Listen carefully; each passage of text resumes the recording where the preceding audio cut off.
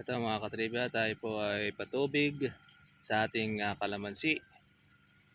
Ito'y nanggagaling po mga farmers po ito doon sa dinamo di kuryente ang ating pong gamit pong sa kalananay.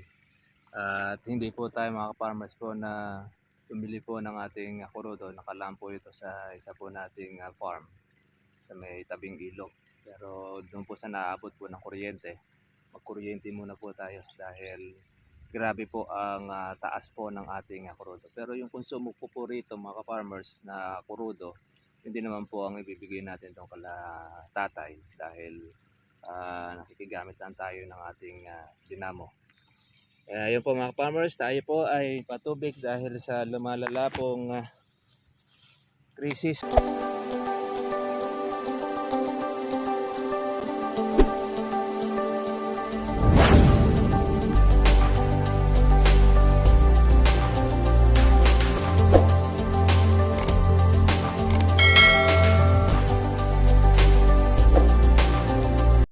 Ito mga katribya, tayo po ay patubig sa ating kalamansi. Ito'y nanggagaling po mga farmers po ito doon sa dinamo di kuryente ang ating pong gamit pong sa kalananay. At hindi po tayo mga farmers po na tumili po ng ating kurudo. Nakalaan po ito sa isa po nating farm sa may tabing ilog. Pero doon po sa naabot po ng kuryente, magkuryente muna po tayo dahil grabe po ang taas po ng ating kurudo. Pero yung konsumo po rito mga farmers na kurudo, hindi naman po ang ibibigay natin itong kala tatay dahil nakikigamit lang tayo ng ating dinamo. Yun po mga farmers, tayo po ay patubig dahil sa lumalala pong krisis sa ating kurudo. Kaya kailangan natin ng libayong alaga sa ating kalamansi. Kaya nag-spray rin po tayo ng ating pamatay damo, kaya lanta na po yung mga damo natin. Ang gagawin na lang natin siya, suporta itong ating patubig. Yan. Gandahan po nito, malakas po naman po mga katribya po yung pinagkukunan natin ang tubig. Yan kasi ang importante sa ating kalamansi.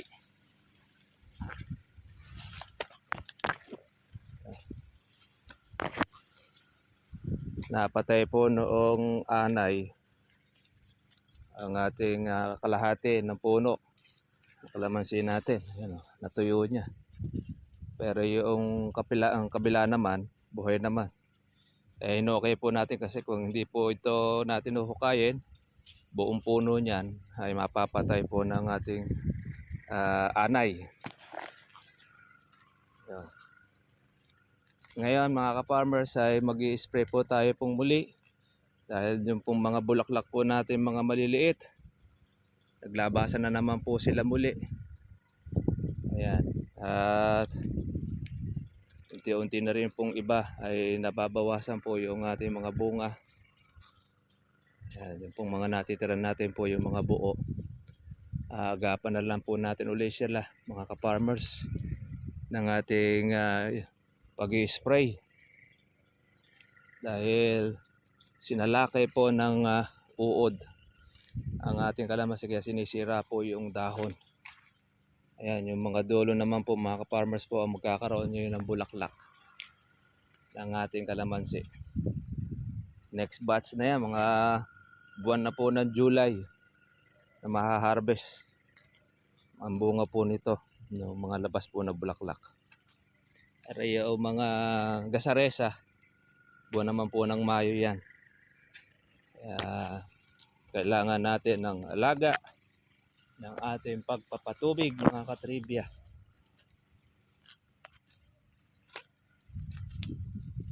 Ating hindi rin po biro ang pag-aalaga.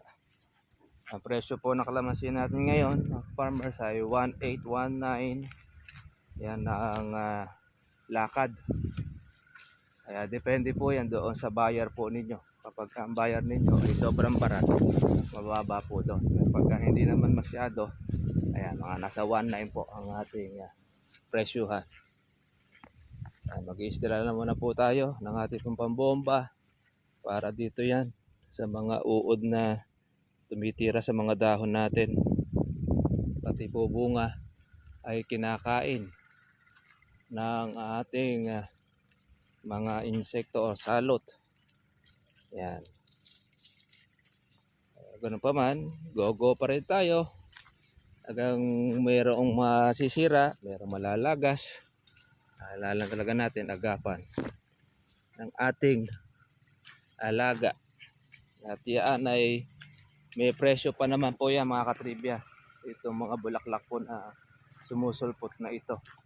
Dahil yan mga ka-farmers ay July. Sa July, nabilibo po ang presyo.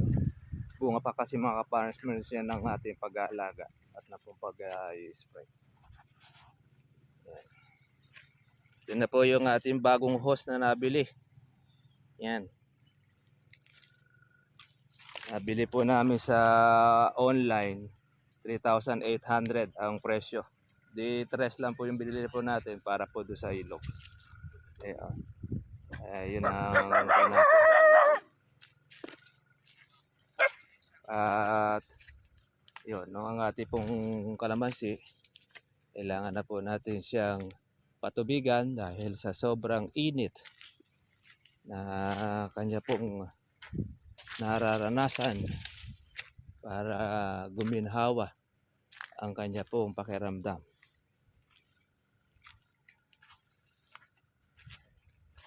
Bayabas po natin ay marami na po uling hinog, kaya marami po tayo ngayong vitamin C. Maganda naman po siyang pansahog o pang-asim, lalo na po sa mais. Maganda po yan. Sige, tayo po mga farmers ay mag-installa po ng ating pong pagbomba. Ayan, napatay na rin po yung ating pong mga damo.